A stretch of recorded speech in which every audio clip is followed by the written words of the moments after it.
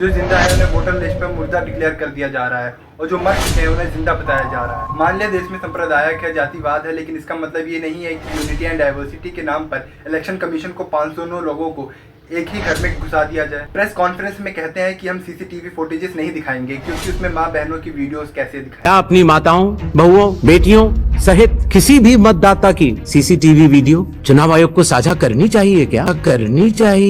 आप यहाँ पे बाथरूम की फोटोजेस दिखा रहे हो क्या, या बेडरूम की फोटोजेस दिखा रहे हो? नहीं ना। या किसी के घर के अंदर की फोटोजेस दिखा रहे हो? नहीं ना। ये एक पोलिंग बूथ है। फिर प्रेस कॉन्फ्रेंस में आकर आप चिल्लाते हैं कि एविडेंस कहाँ है? कोई एविडेंस है न कोई सबूत। सारे एविडेंस आप अपने पॉकेट में रख लेंगे तो एविडेंस आपको कहाँ से मिलेगा? नमस्कार दोस्तों, कांग्रेस के नेता राहुल गांधी ने सीधा चुनाव पर ही सवाल उठाया है। उन्होंने कहा है 2024 के लोकसभा चुनाव के नतीजे मैनिपुलेटेड थे और या तो एक तरह से वोट चोरी थे। उन्होंने भारत के चुनाव आयोग यानी ईसीआई पर भारतीय जनता पार्टी यानी बीजेपी के साथ मिलकर इसमें शामिल होने का आरोप लगाया है।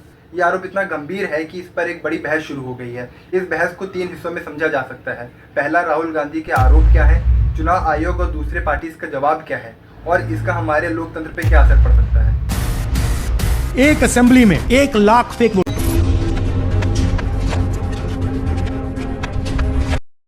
राहुल गांधी ने महादेवपुरा यानी बेंगलुरु के एक इलाके में वोट चोरी के 5 सबूत पेश किए। उनका कहना है कि उनकी पार्टी ने 6 महीने तक इस पे जांच की और पता चला कि 1 लाख से ज्यादा वोट गड़बड़ है। ये 5 तरीके के वोट गड़बड़ी थी।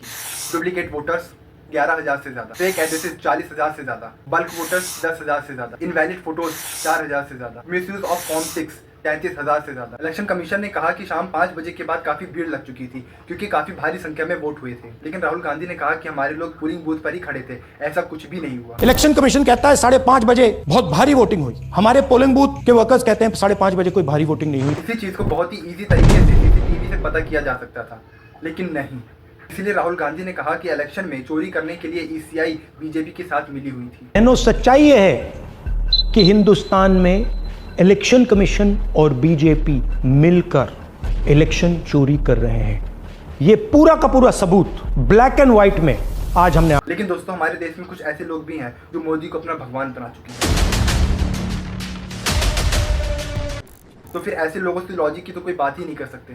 और अगर इन लोगों को छोड़ दिया जाए, कुछ ऐसे लोग भी हैं जिनके अंदर थोड़ा बहुत कॉमन सेंस है, तो वो ऐसी बातें नहीं करेंगे। और बात यहाँ पर ये है कि वोट चोरी जैसे मुद्दों पर भी अगर सीसीटीवी कैमरा दिखाया नहीं जा सकता तो लगवाया ही क्यों है? क्या फायदा इसका? राहुल गांधी ने कहा कि ये सब सबूत उन्होंने इलेक्शन कमीशन की वेबसाइट से ही निकाला है और उनके पास इसका 100% प्रूफ भी है।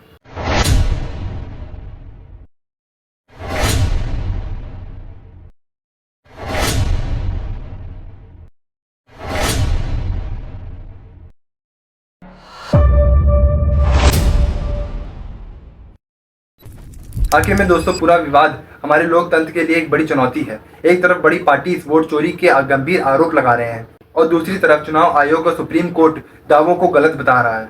आखिर बात ये हमारी ईवीएम या वोट लिस्ट की बात नहीं है, ये हमारी सरकारी संस्थाओं के विश्वास की बात है। लोकतंत्र को और मजबूत करने के लिए चुनाव आयोग को और भी खुले तौर पर काम करना होगा ताकि लोगों का विश्वास बना रहे। ये मामला सिर्फ बीजेपी और कांग्रेस का नहीं है। ये वोट आपका है, लोकतंत्र आपका है और देश आपका है। मिलते हैं किसी नेक्स्ट वीडियो में, तब तक के लिए नमस्कार।